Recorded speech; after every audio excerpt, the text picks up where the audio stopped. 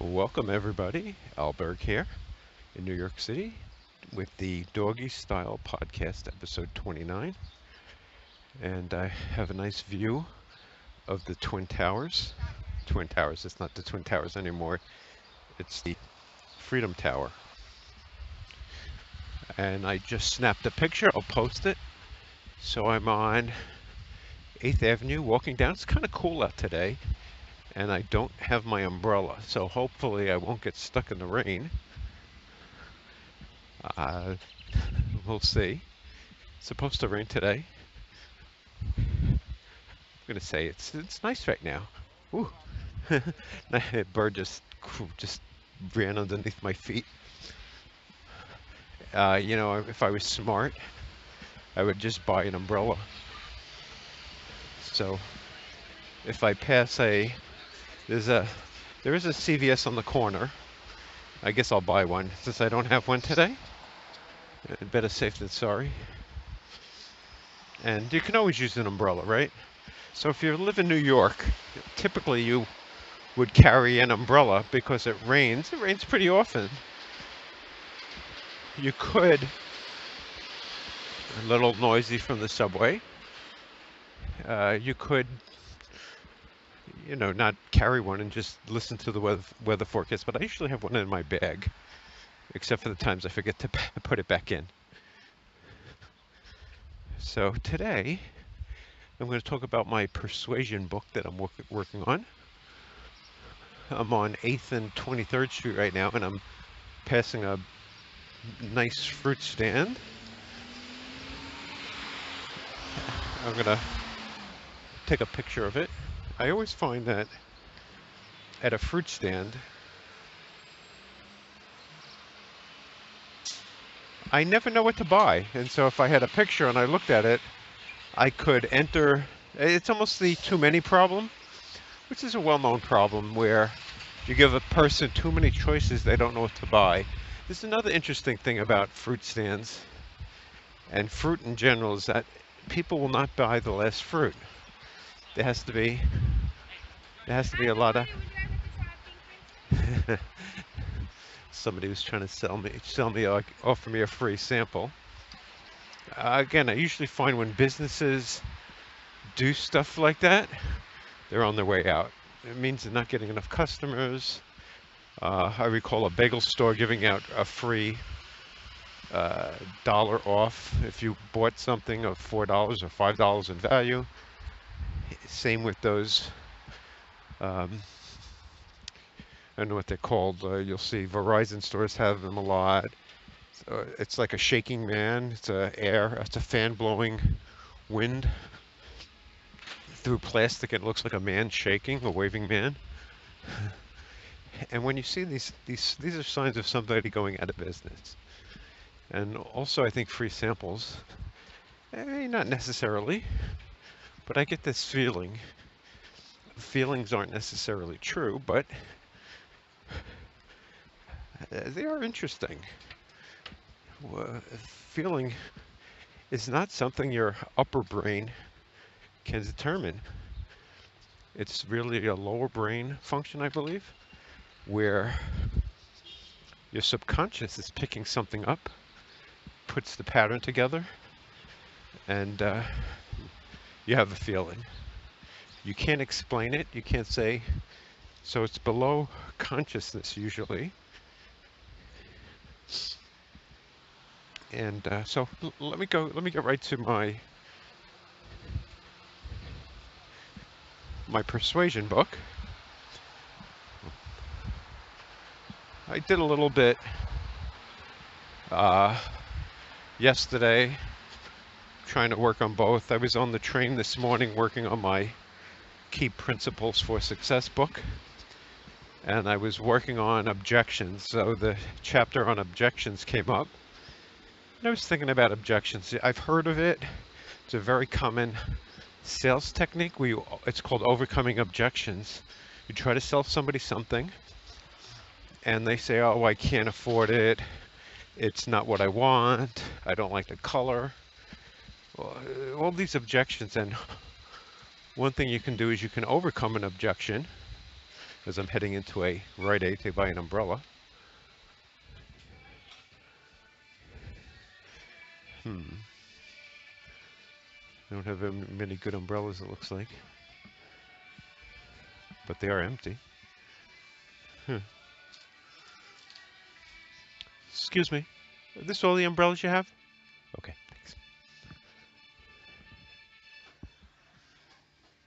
They only have big umbrellas, so I'm not going to get one here. That was Rite Aid.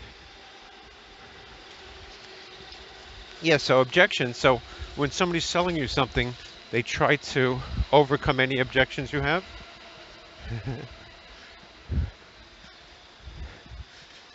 I just was walking, and a little dog was walking towards me right in my path.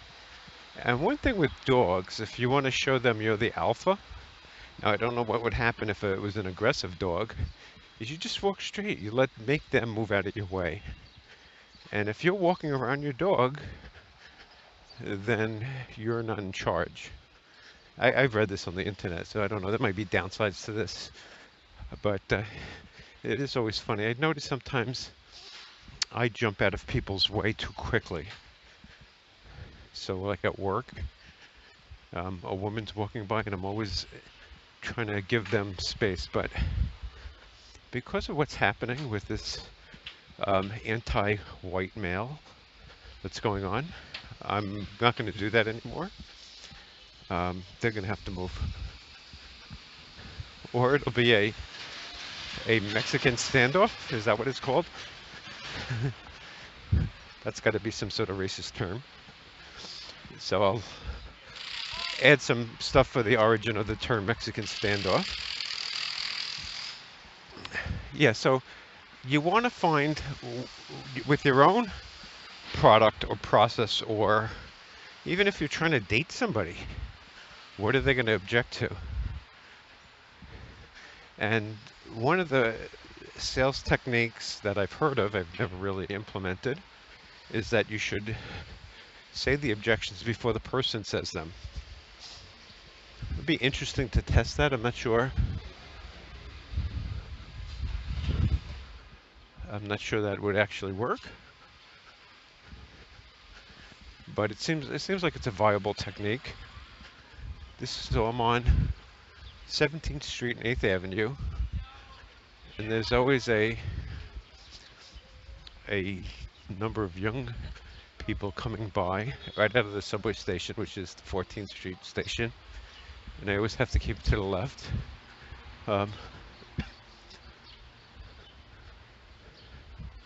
Oh, here's a Dwayne Reed. Let me try Dwayne Reed. See if they have better umbrellas.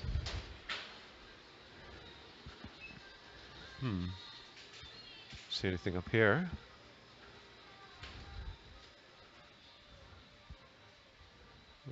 Okay, nothing on the first floor.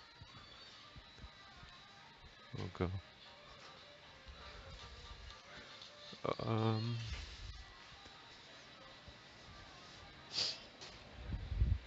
Yeah, so these little stops are going to make me late. Okay, let's keep going. I'll try this CVS.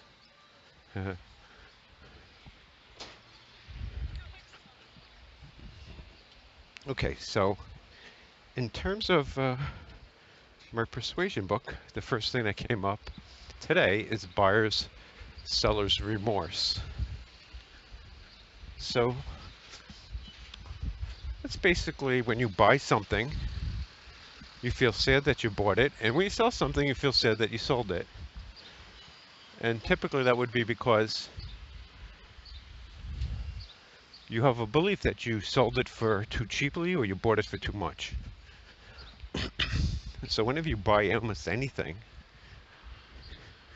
you will always, or do you need it? So it's a very common feeling.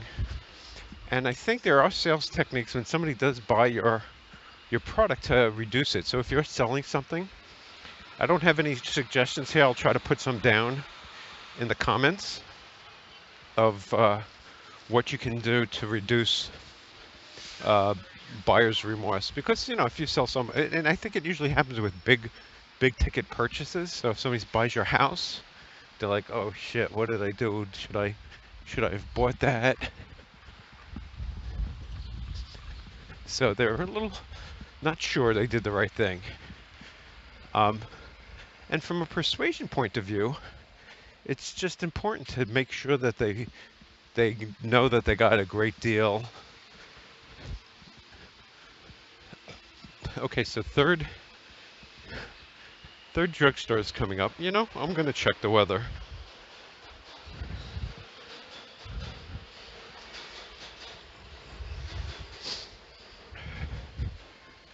And let's see, 67, 100% chance of precipitation today.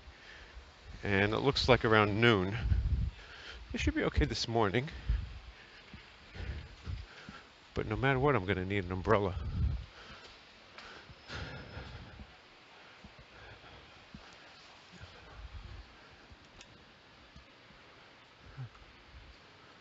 Look at that. Hmm. You have umbrellas? Oh, sure.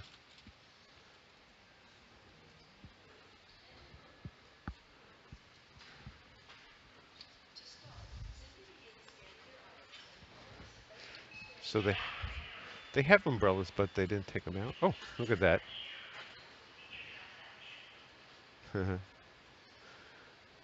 Thank you. Hmm. There's Super Mini.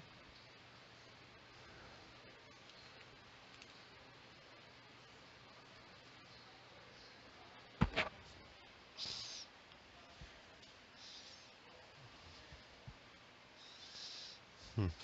So I got a really big umbrella. Don't know if they have it here. Auto Super Mini. Auto folding. Huh.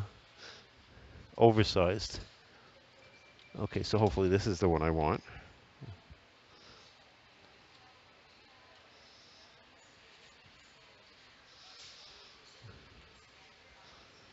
It says 42 inches. I'm sure these aren't that good.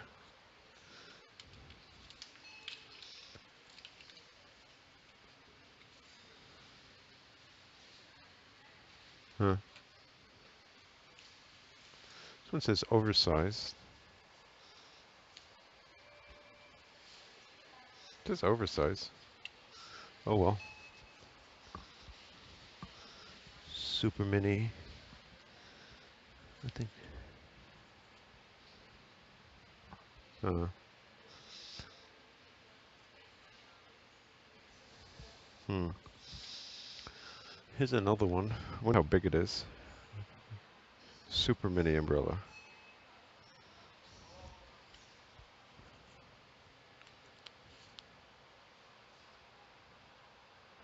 Huh.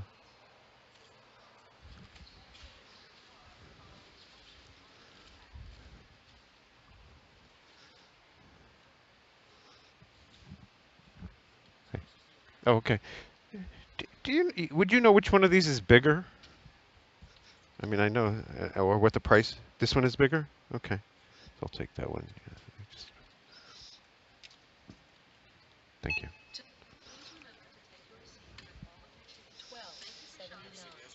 I do. Somewhere.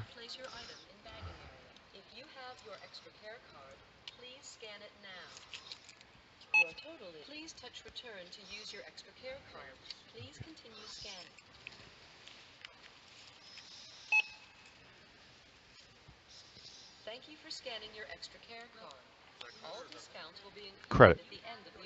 Thank you.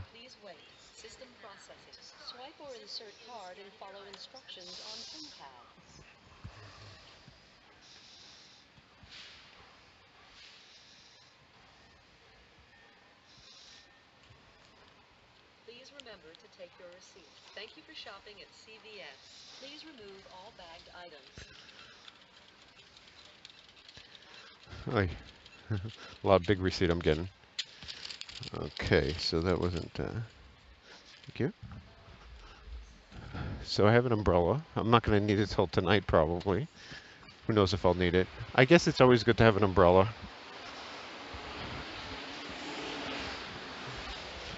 Yeah, they didn't have an umbrella. There's an umbrella I like that they didn't have.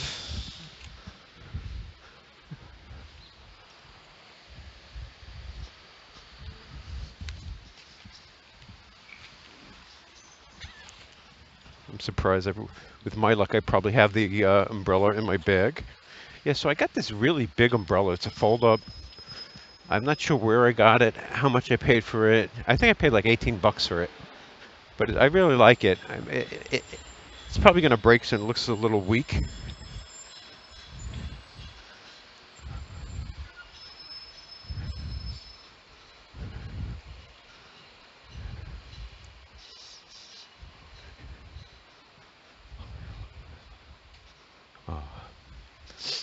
So I just got a text from my wife that some friends of ours, his mom died.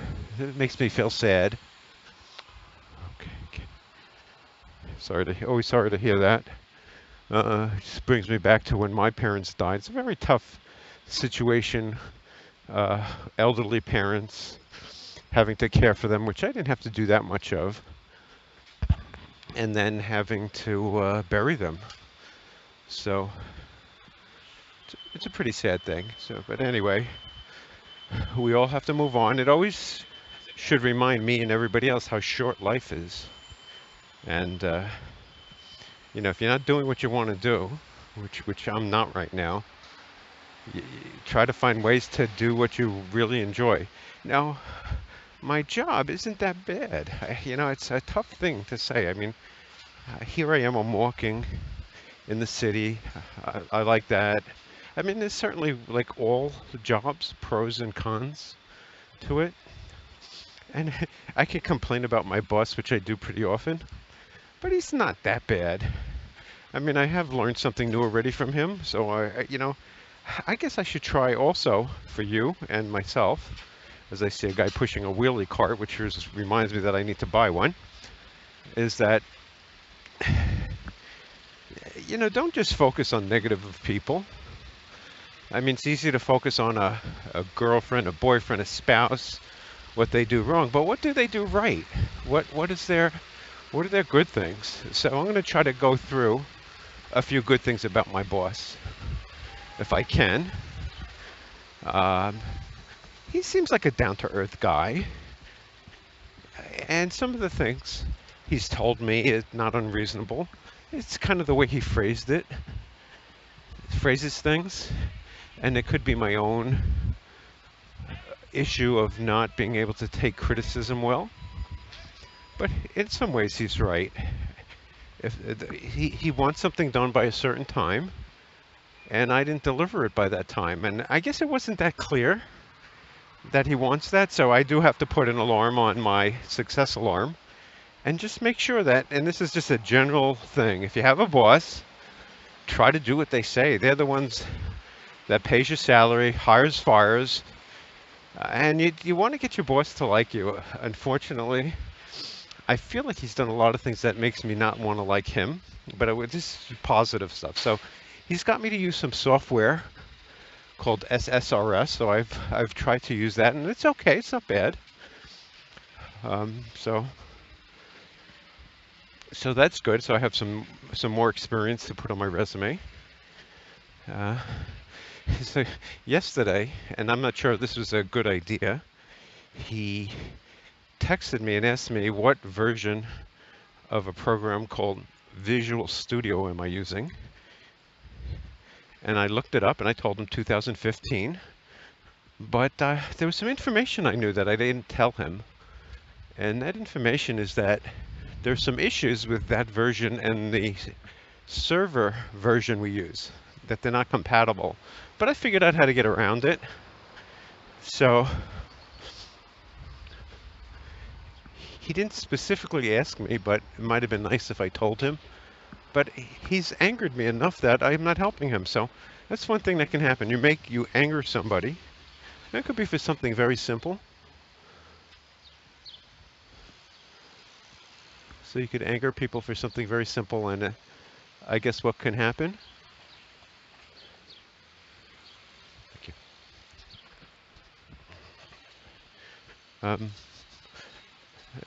And what could happen is that they don't do you a favor. They go out of their way to screw you. So, and you might not even know. Like, he doesn't know in any way that he's done this or the way he said it. And it would be hard for me to say to him, maybe other people would be able to tell somebody, hey, listen, your idea is fine, but the way you said it was really bad.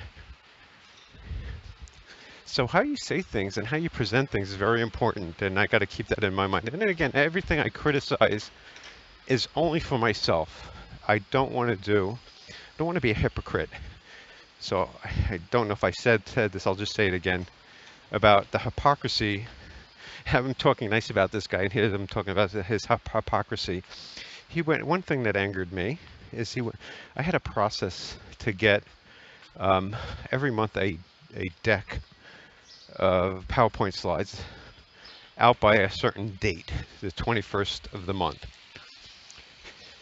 And we would go to the people that supply it and give them reminders 5 days in advance and so and so and so and so. And then he made us stop doing this. And his reason is that they're professionals, they could set an alarm, blah, blah, blah, blah, blah. So he had this whole thing. Another thing he did is I wanted to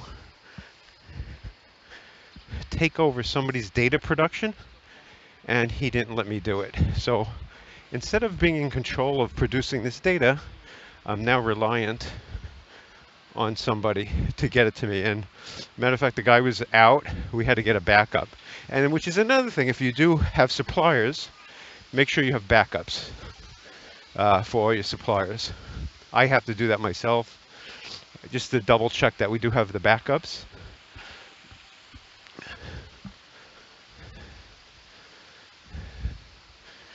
So anyway, so what happened was, yesterday he implemented a new process that I'd have to get sign off from him. That just means he would look at it and say, yes, this is good. Send it out. So I did that and I sent it to him. And I was very tempted to not remind him, just the way he told me. So he didn't get back to me. I sent him another email, still didn't get back to me. And then I finally was thinking, weighed the positives versus the negatives of being late versus getting the information from him. And so finally I called him and he picked up his phone and he told me he was busy with something, but he would get to it, and he did it. And I said this the other day, he didn't send me a text or anything. He emailed me, he didn't call me. So, basically gave me this information at the last minute. I had to wait till the last minute for him. I don't even think he looked at it, to be honest. So, this hypocrisy of don't remind people, and I had to remind him. I shouldn't have done it in a way, and my data would have been late. I don't know if there's any repercussions over it. One of the things I really have to start doing is not caring so much. And the way to not care is to have alternatives. So if somebody's abusing you, and not that this guy is, he's not. If you can get a job very quickly and easily, you have an alternative. You don't have to put up with anybody's shit. So that's an important concept of success, is to have a skill that's in high demand with a low supply. So if you have a skill that's in demand with a low supply, you will make a lot more money than one that's in high supply, a skill that's in high supply with low demand. And you also have to look at the future too, which is very easy for me to say. For example, it looks like truck drivers, cab drivers, will be a thing of the past at some point. Almost all jobs seem, right now on this date in May 22nd, 2018, that all jobs will eventually be replaced by computers or robots, which is a robot, it's just a computer. Some people say it's not. I was watching an interesting video last night. I thought it was interesting. It got a lot of bad comments. And it was by some guy who works for a company, and Scott Adams had recently just talked about it, but I think it was like Nexum, so it was like NXVM or something like that. And the guy was being interviewed by some woman who is, and he's supposedly a cult leader. He supposedly also has the highest IQ record. Seemed like a smart guy. And he was just talking about free will versus creativity. And I thought he made a very interesting point in the very beginning of his talk when he was being interviewed. And if I'll try to rephrase that, but he was saying, if there's no free will, in other words, if we're just chemicals and molecules that a program and we spit out something, then there's no creativity. You can't create anything because it was there already. But this thing called creativity is something outside of free will, according to this guy. I don't know. I didn't explain that well. I'll post a link to his video. If you go to my Twitter feed, actually, on this date, you'll see I posted it. But for me, creativity is a method.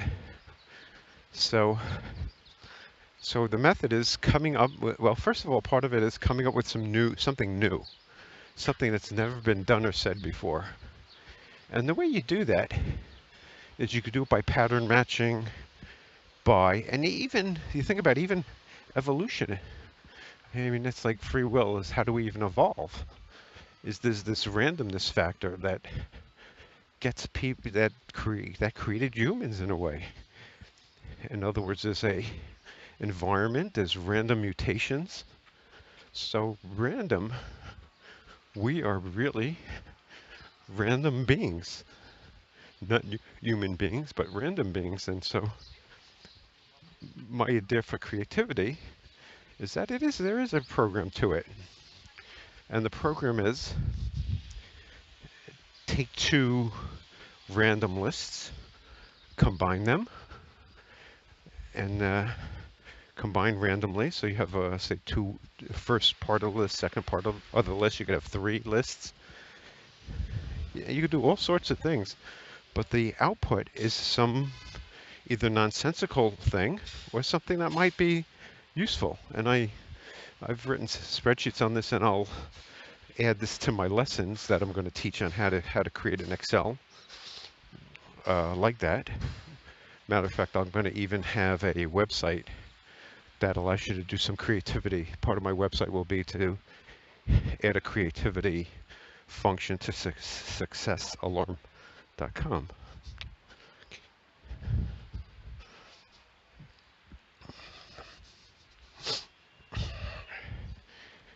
So I was talking about his good points, getting back to him.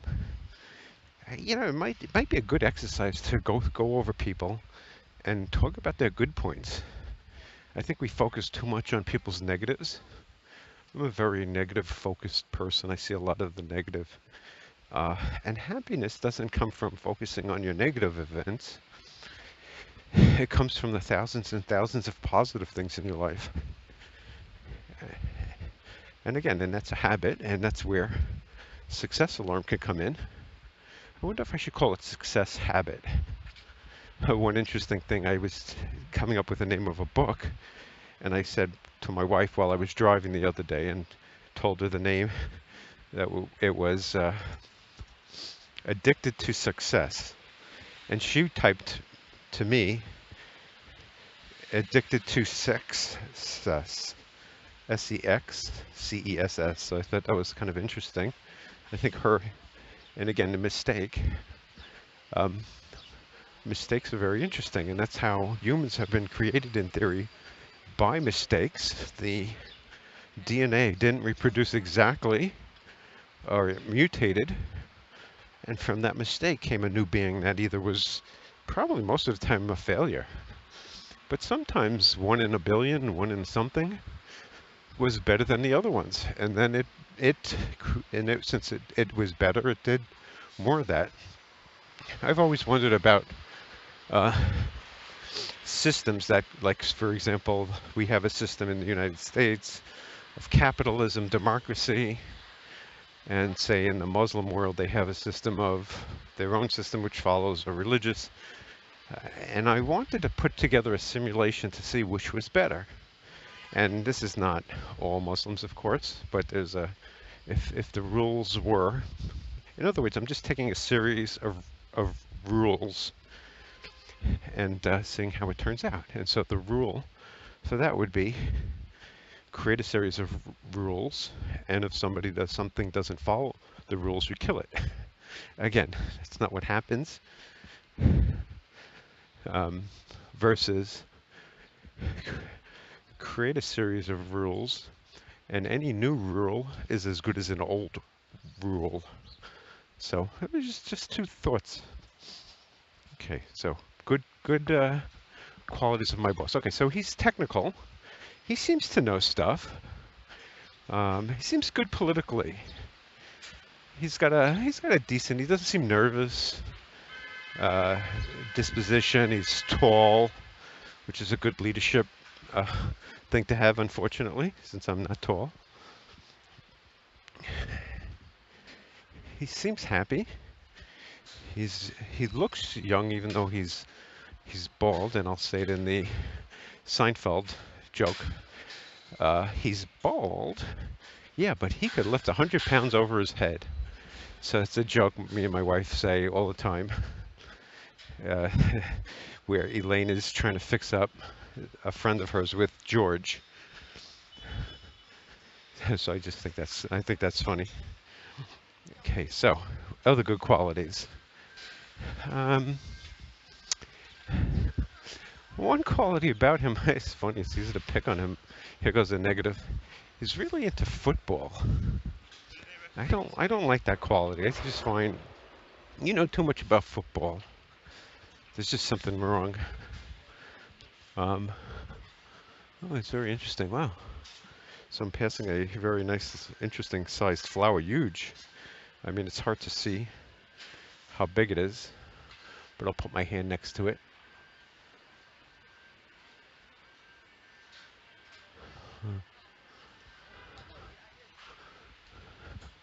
Sometimes when you take a picture, you can't really tell the size of something.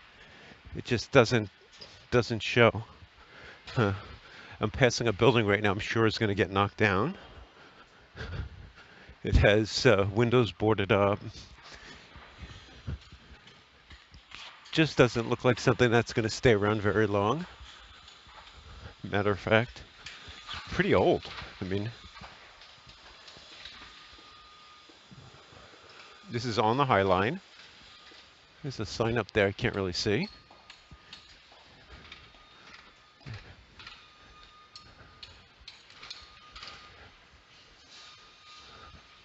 Oh, it's still in, still available. See what if it says anything.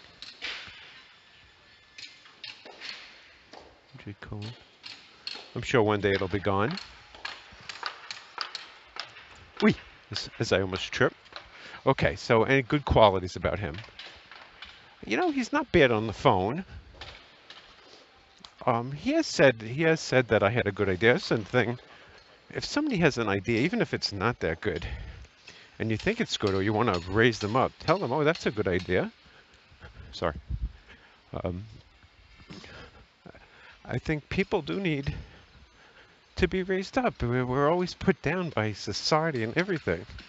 Make somebody feel good. They'll like you for it. They'll do things for you. Now, if I liked this guy, I would have told him in a second. But I feel threatened by him, I guess. Hear me talking about all the positive things. I guess I've always felt like there's a potential for them wanting to lay me off. And the evidence I have is that I think I get paid pretty well. Maybe too well for the position I'm in.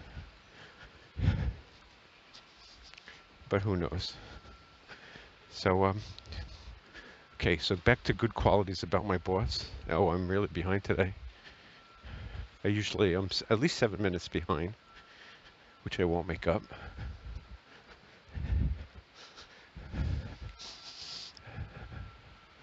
It's weird looking TP things here, which I'll take a picture of.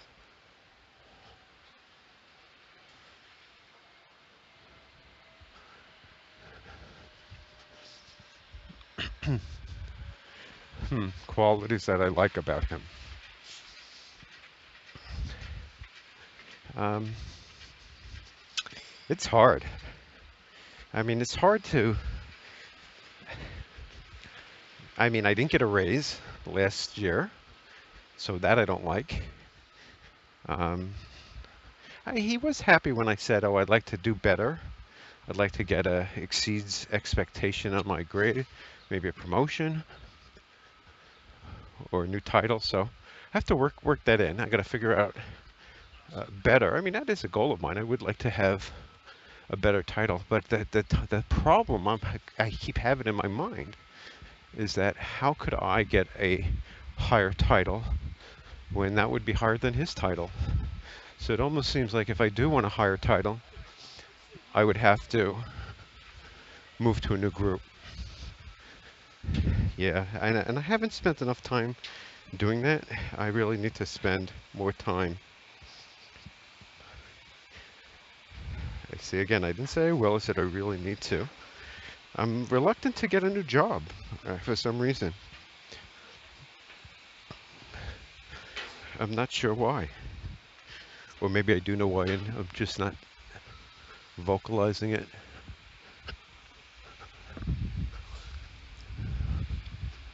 Wait.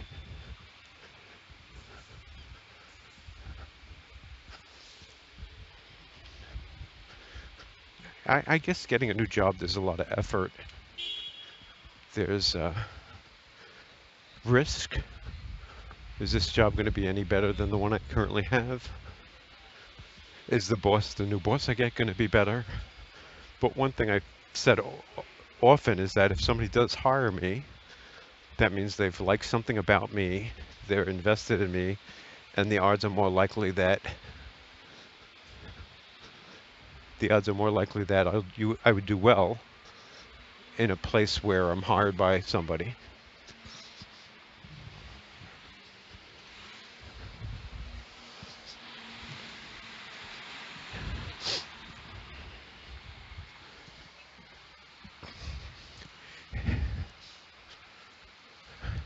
I guess he's had a couple of ideas that we weren't doing. He seems very big into automating stuff, which on one hand is good because what I do can be boring. And on the other hand, could eliminate my job. So if I could automate what I do, then why am I even needed? It's something to ponder.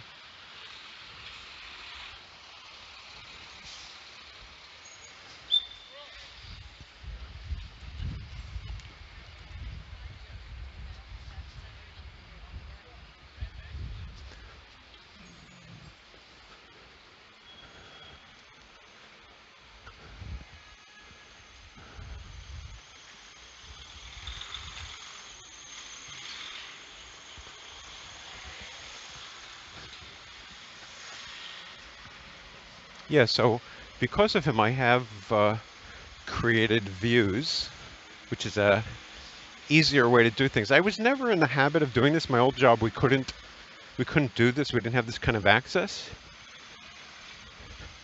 And it could make the job much easier. Now, one thing that angered me a little bit is that I did a lot of work to get this view created. View is basically making it easier to access data in a database. And it took me a lot of time to do this. And a coworker was like, "Oh, and you'll document how you do this, blah, blah, blah, blah, blah." And that kind of angered me because I feel like I do things, and this has happened a lot, where I create things, I document things, but I get no credit for it. I feel like it's totally backfires. And I'm actually thinking of trying a new methodology, which is to help people as little as possible, which again could backfire. You know, my job is not to help a coworker. unless you're going to rate me on that. I can help with things. So the best way to do this is to help with things I know you can find on the internet. So if I help you, it looks like I helped you. Save you a couple of minutes. But if it's not on the internet, then that's special intellectual property that I have. And if this is a war. I mean, do I want myself to get laid off, or do I want a coworker to get laid off? If there's a choice, if I had to say we have to lay off everybody but one person, I would lay everybody off except for myself. I can do everybody's job. The one person that I haven't really touched their work is a woman I work with. And she does a lot of stuff manually, I believe. So, and I kept asking her, could you give me some information? Oh, maybe she didn't know, but she insisted on not helping me. She also annoys me because everything I do, she's very disturbed. This is the hypocrisy of some people. She gets disturbed by my noises, yet she's always talking in Russian too loud. Her phone has a strange beep. And God forbid somebody does something, she's the first to attack them. So one thing that happened, I think it was funny to me, is that she has some stuff on, we're face to face on cubicles. And she put something on top of her cubicle, and it bothered me. So I put a hat up there, and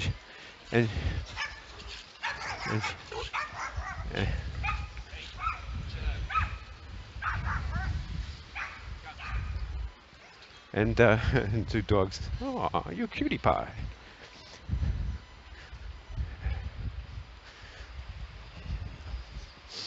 So yeah, so I put something on top of the cubicle, and she flipped out. So one thing that I haven't gotten at work, and I was thinking of testing work, was getting what's called a stand-up desk. Basically, it rises up off the desk, and if I had that, this would trigger her beyond. She would be so sad. So one thing, now I don't know if it feels good to other people's suffering, but I do feel good that a lot of the people that work in this other state are losing their offices. So something about that, like, why should somebody jealousy, why should they have an office? And I just feel, and again, I have no facts on this, and I probably should talk to these people. There's a number of people I work with. They're all directors. I've been working longer than them. I've been at the company longer than them. And they're not, I mean, they know some stuff, but they know more business stuff. So maybe being a technologist is not a good thing, because it's almost become a commodity where you can get these cheap workers with a business side, which business side is not necessarily technology, but an understanding of rules of the business. Seems to be a much better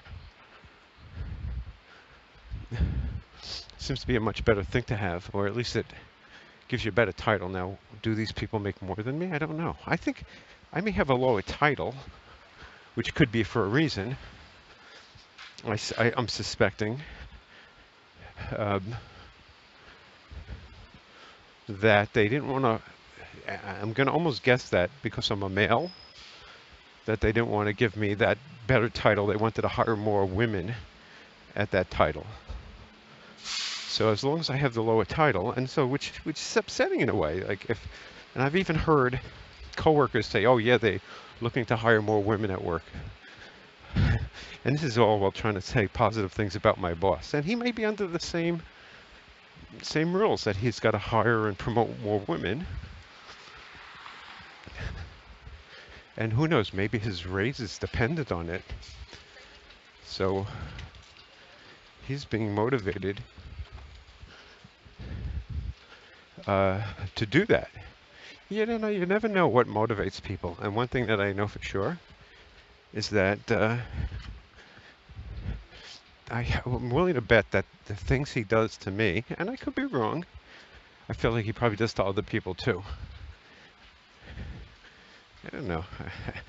It always feels like you're the only one that they're attacking. Okay, so better stuff with the boss. Okay, so he's got me to do this SSRS, which is good. It's helped me a little bit. It's just learned something else, a new skill. Um, he's pointed out that my automation isn't that good.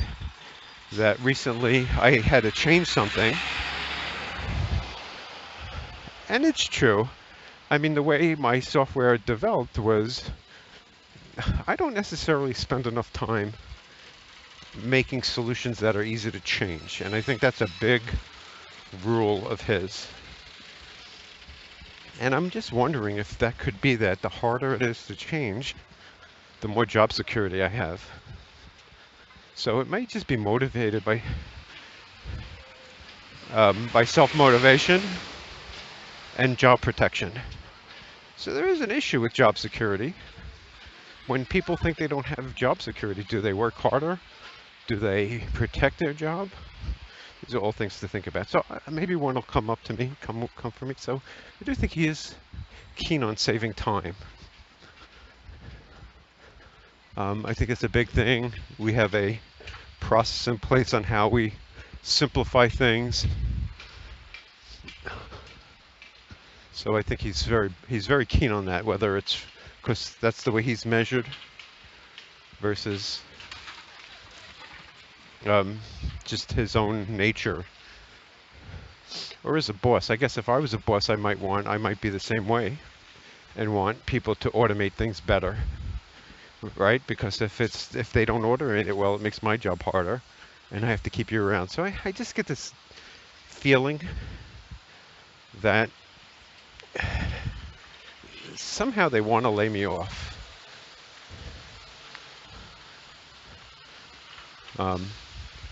So if you're giving somebody that feeling, you're going to get a lot of pushback, just like I didn't help him.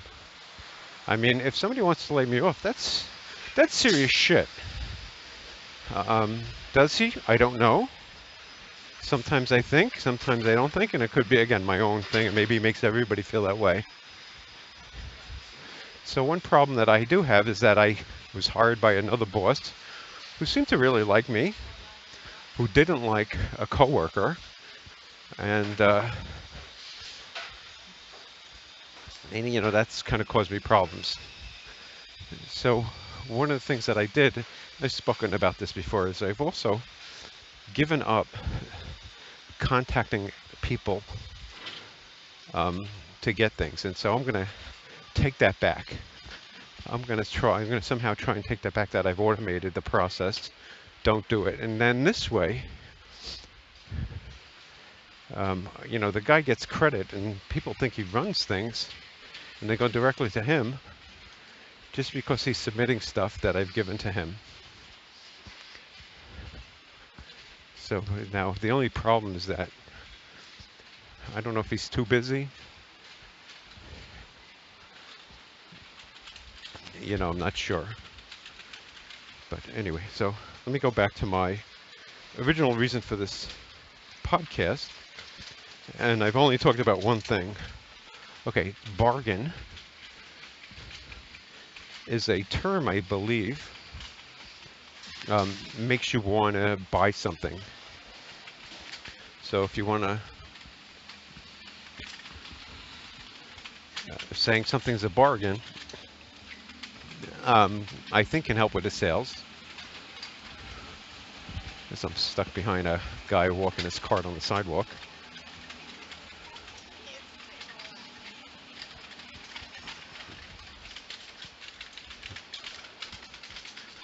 Asshole. Fucking asshole. Sorry. Piss me off, you know? I fucking blocked the sidewalk.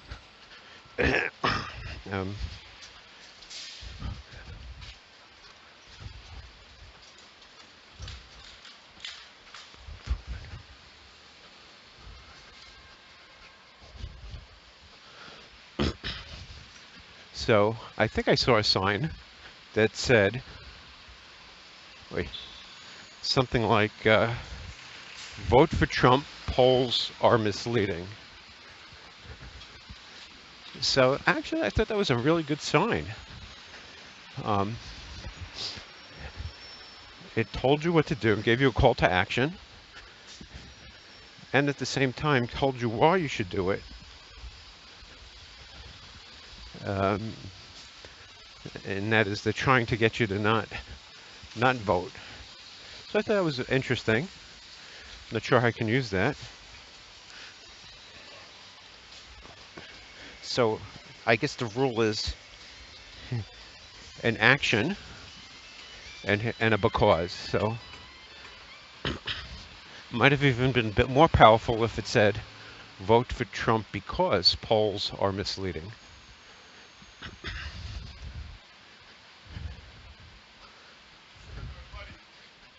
Yeah, so I'm approaching 9 o'clock, which I'll be a little late today.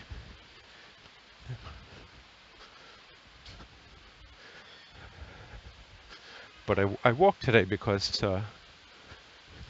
my weight was up a lot, and hopefully I can bring it down by doing these long walks.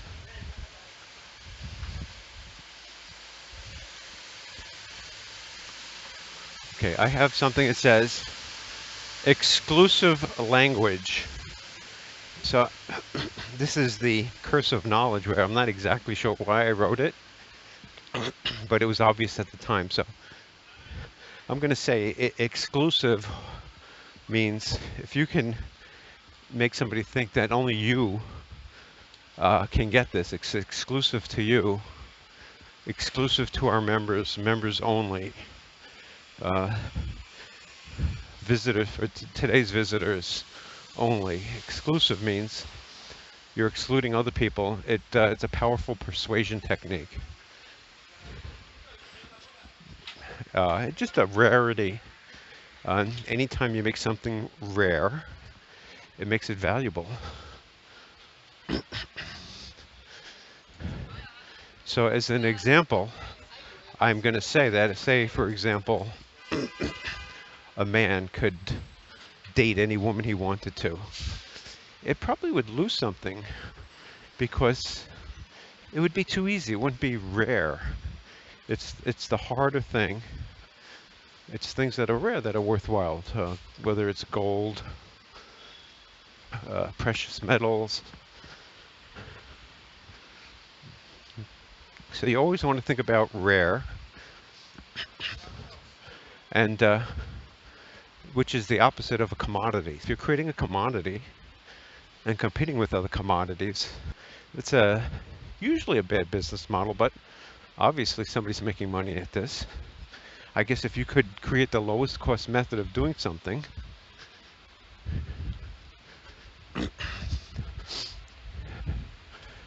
and then you could beat the competition in a commodity business.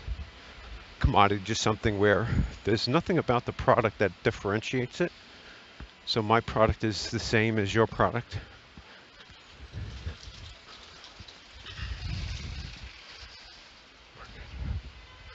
Yeah, so join Success Alarm because only the first 100 we're only going to allow 100 users. Get in now. BA, and I can't remember the word, just a person who gets in ahead of everybody else, and somebody may want to be part of that club. Imagine you were the first to get in at Facebook.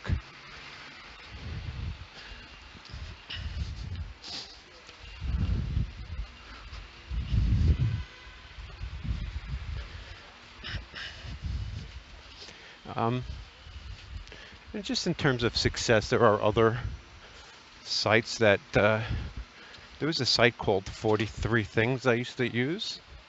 I should take a look at that and see what it was doing, how it worked. I'm not sure what this one means, but it says, look into my eyes. which is kind of a hypnotist phrase. I'm not sure, I really don't know why I wrote that one.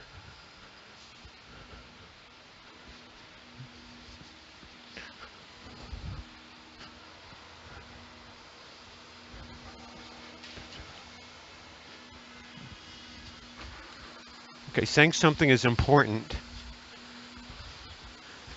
So if I'm telling you or speaking to you, I could say, and this is really important. And so it highlights what I'm about to say and makes it probably more memorable, or you'll listen. So I think that's an important word, important. So it's important that you listen to what I'm going to say about the word important. It's supposed to be humor.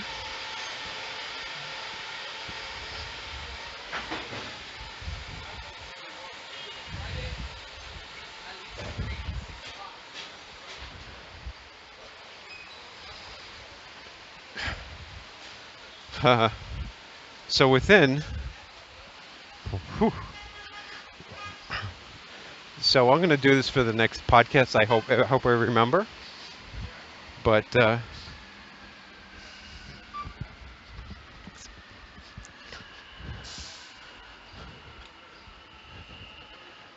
I have a list that has a lot of things in it called "That's a Really Important Piece." I don't know if any of them are good, but I feel like I'll start this in another podcast. Anyway, this is Al Berg in Times Square right now.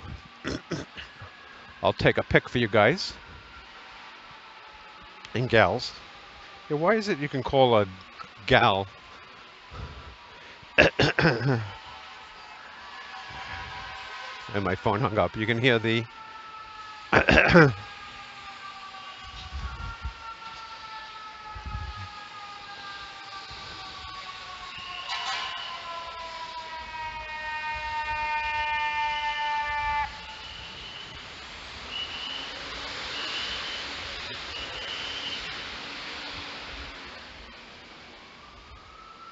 There we go. Finally.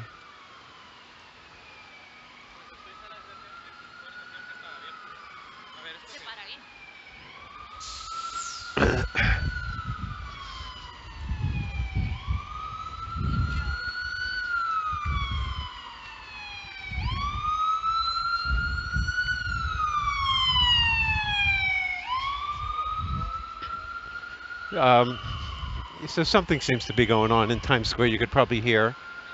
It's a fire truck. So anyway, this is Al Berg without Lola and the Doggy Style podcast. Hope you have a great day. And please listen to me. Please follow me on YouTube. Follow me on Twitter. Follow me on Periscope. If you like my stuff, anything you could tell me positive, I would love to hear, or negative. Sure, I'd love to hear from you, no matter what.